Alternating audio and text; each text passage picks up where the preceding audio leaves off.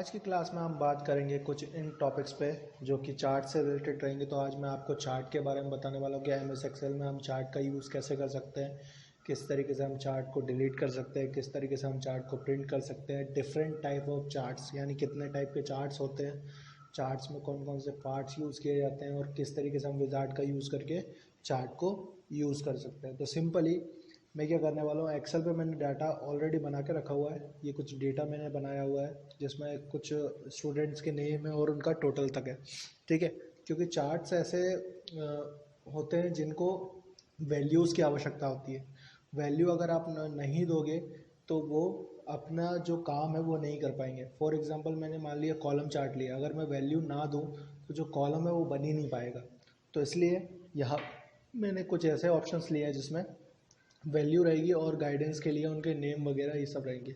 अब आपको चार्ट्स मिलेंगे कहाँ, तो वो मिलेंगे आपको इंसर्ट मेन्यू में। तो इंसर्ट मेन्यू में यहाँ पर आपको मिल जाएंगे चार्ट्स और यहाँ पे आपको रेकमेंडेड चार्ट्स का ऑप्शन में मिल जाएगा। रेकमेंडेड चार्ट्स का ऑप्शन मैं ऑलरेडी आपको बता चुका हूँ। इसमें एक फ़ीचर होता है जिससे क्या होता है कि हम रेकमेंडेड चार्ट्स में जाते हैं और अपने हिसाब से अपना कोई एक चार्ट चूज़ कर लेते हैं और उसके बाद उसका प्रीव्यू देख सकते हैं। तो सिंपली आप बाहर से भी उसे क्लिक कर सकते हो, यानी कि ये कॉलम चार्ट है, ये बार चार्ट है, और जहाँ चाहे तो आप रिकमेंडेड चार्ट में भी जा सकते हो।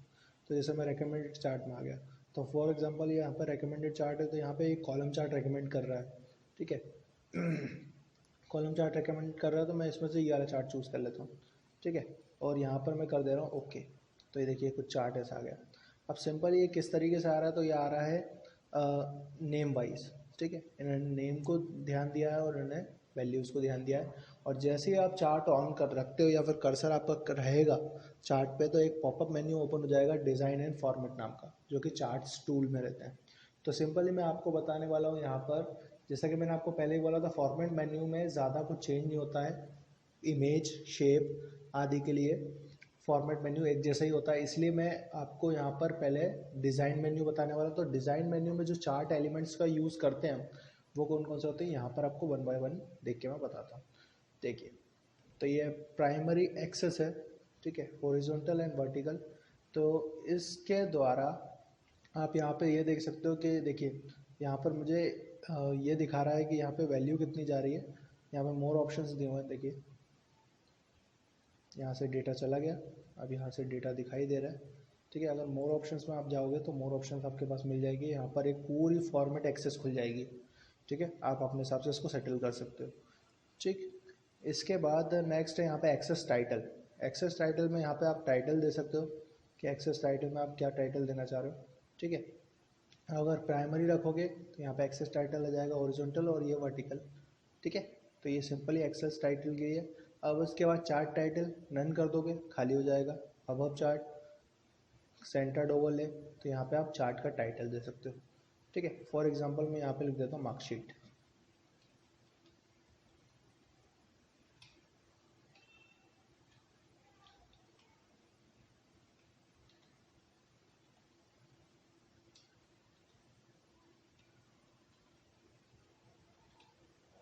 ठीक है। तो यहाँ पे मैंने मार्कशीट लिख दिया। तो ये टाइटल हो गया चार्ट का। अब यहाँ पे आपको मिल जाता है डेटा लेवल्स। तो आपको यहाँ पे डेटा लेवल्स का ऑप्शन मिल जाएंगे। देखिए जहाँ से पर डेटा दिखाई देने लगा हमें सेंटर्ड में। इनसाइड अगर आप एंड बोलोगे तो एंड में दिखाई देने लगेगा, इनसाइड रॉ, ठीक है। Inside base, inside outside and data call out. Call out तो आप सब लोग जानते ही हो, कॉल आउट क्या होता है। जो कॉमिक्स वगैरह में हम कैरेक्टर्स को जो कुछ बोलना होता था वो कॉल आउट के द्वारा दिखाता था, यहाँ पर भी कुछ ऐसा ही हो रहा है, ठीक है। और जो सबसे ग्रीन वाले मार्क्स हैं वो है टोटल, तो वो सबसे ज़्यादा ही रहेगा। डेटा टेबल, तो यहाँ पे आप लेजेंड कीज़ का भी यूज़ कर सकते हो, इन्हें लेजेंड कीज़ बोला जाता है, ये जो होती है, ठीक है। With legend keys, no legend keys, ठीक है। तो ये डेटा लेवल आ जाएगा आपका। उसके बाद एरर, तो यहाँ पे परसेंटेज स्टैंडर्ड, तो यहाँ से आप एरर दे सकते, एरर बार देख सकते हो। नेक्स्ट है यहाँ पे ग्रिड लाइन। तो ग्रिड लाइन के कुछ ऑप्शंस आपको मिल जाएंगे, यहाँ पे आप ग्रिड लाइन ले सकते हो। लेजेंड्स आपको चाहिए तो लेजेंड्स मिल जाएंगे आपको, right, left, centre, top, bottom, ठीक है। ट्रेड लाइन, तो यहाँ से ट्रेड लाइन का ऑप्शन आपको मिल जाएगा, ठीक है। तो इनमें से आप कोई भी ट्रेड लाइन का ऑप्शन चूज़ कर सकते हो। अब मैं आपको बताया था इसमें आगे और क्या मिलता है, तो क्विक लेआउट्स। अब क्विक लेआउट्स क्या होते हैं, हमारा काम आसान करने के लिए होता है। अब उसमें फ़ायदा क्या होता है, क्विक लेआउट से जो होते हैं चार्ट एलिमेंट से बने हुए होते हैं, उसमें अलग अलग स्टाइल होते हैं। आप इसमें से जो स्टाइल आपको पसंद आता है आप यहाँ से चूज़ कर सकते हो। ठीक है, तो यहाँ से मैंने जैसे लेआउट ले लिया ये। ठीक है, अब इसके बाद यहाँ पे चेंज कलर।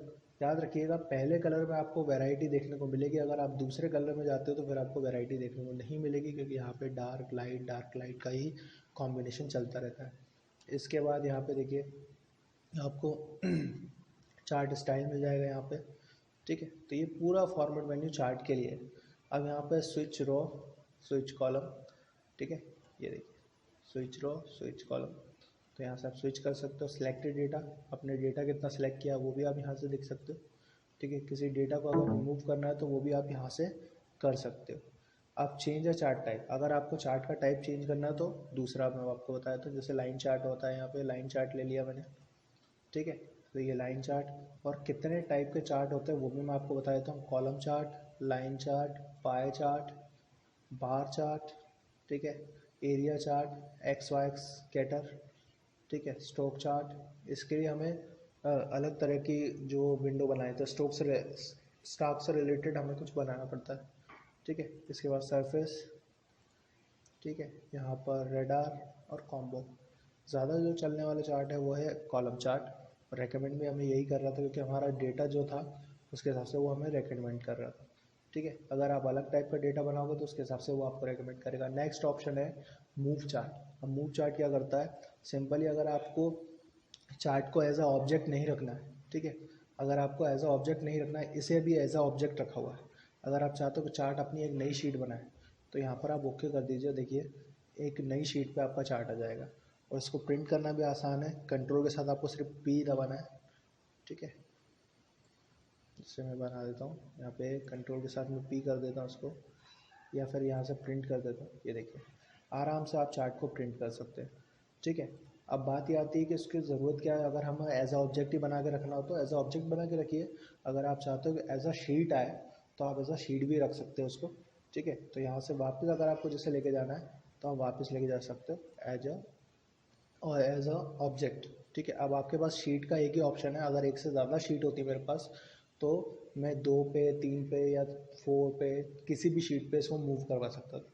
इसे बोलते हैं मूव अ शीट। ठीक है, तो ये कुछ ऑप्शंस मैंने आपको चार्ट से रिलेटेड बताए।